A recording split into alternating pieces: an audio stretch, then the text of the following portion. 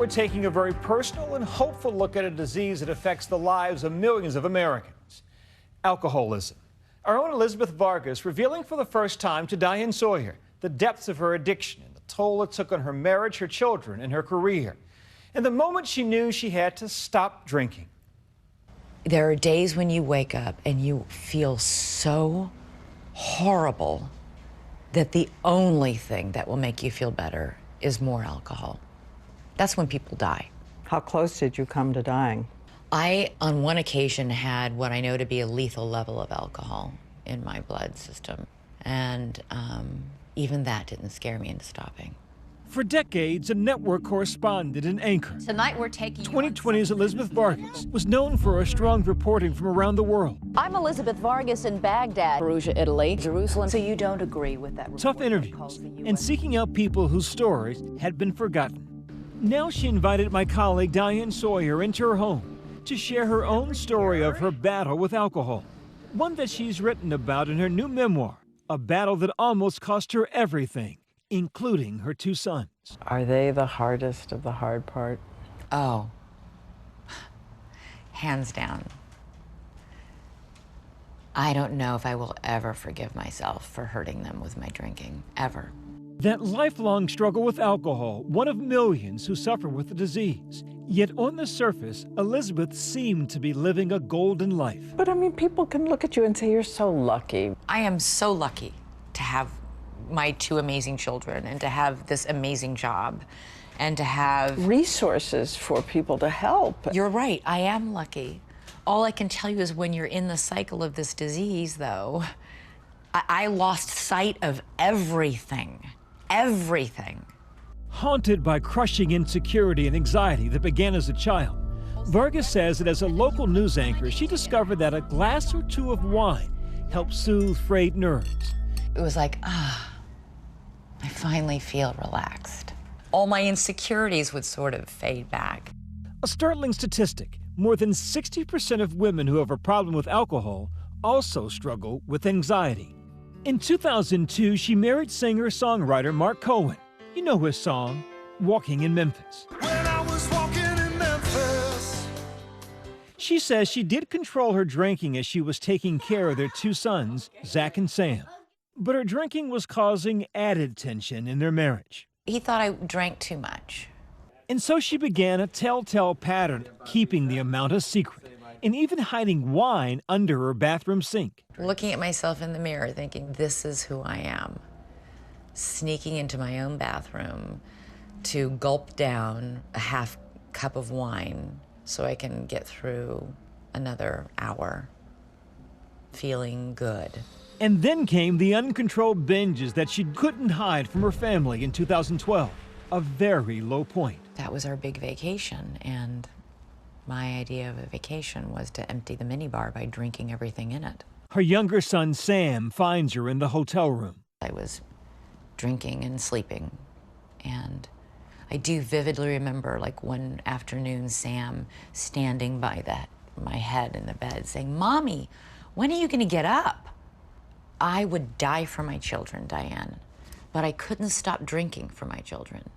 After this vacation, she did decide to try her first secret visit to rehab. But a few weeks after leaving, she began again. While Elizabeth Vargas says she was never drunk on live TV, the drinking had now started to creep into her job, and it's on video.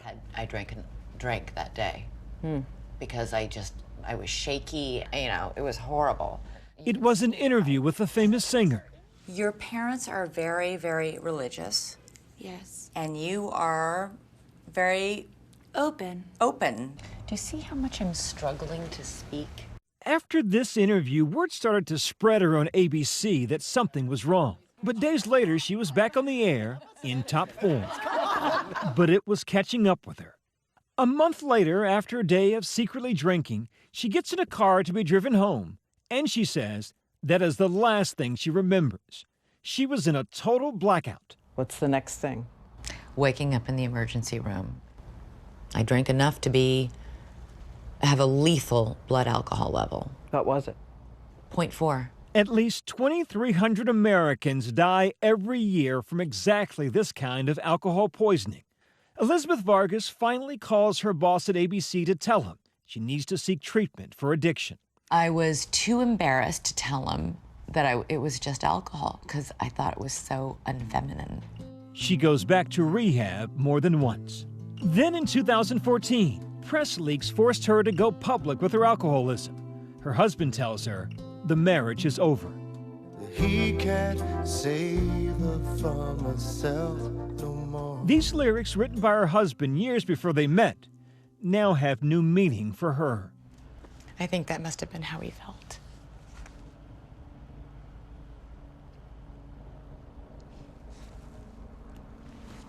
Because he couldn't save me. Then finally, her turning point, when she went on one of her first vacations with her sons as a single mom. I don't think I gave anywhere near the thought I needed to give to how hard that would be for me, alone. I drank again. And I ruined it. With a nanny helping out with her sons, she says she started with wine. Then the only thing left in the house, a bottle of tequila. Then she gets word that the office needs her to record her voice for a report that airs the next day. So early the next morning, an ABC crew arrives at her rented vacation house to tape her. It's 8 a.m. I'm drunk. While Howard struggled with the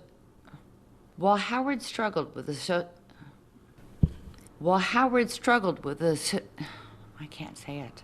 I hear the struggle. I hear the alcohol.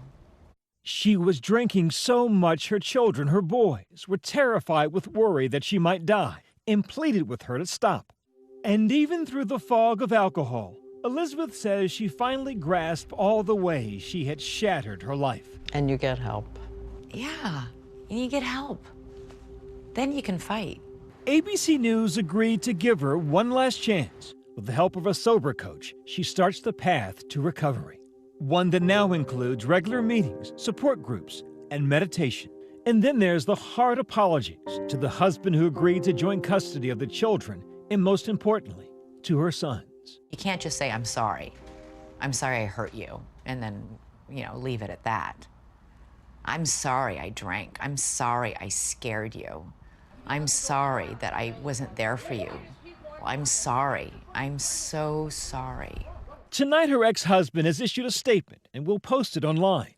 But he says, as always, he supports Elizabeth in her recovery, and he applauds tonight's program, hoping it will help countless people and their families too. And he also writes that even in divorce, he and Elizabeth will work together to be loving parents to their two incredible boys. What is it you most want your children to say? What's the thing you'd most love to hear from them? That my mom fought for us and fought for herself. That she stared into the abyss and pulled herself back out. That's what I would like them to say.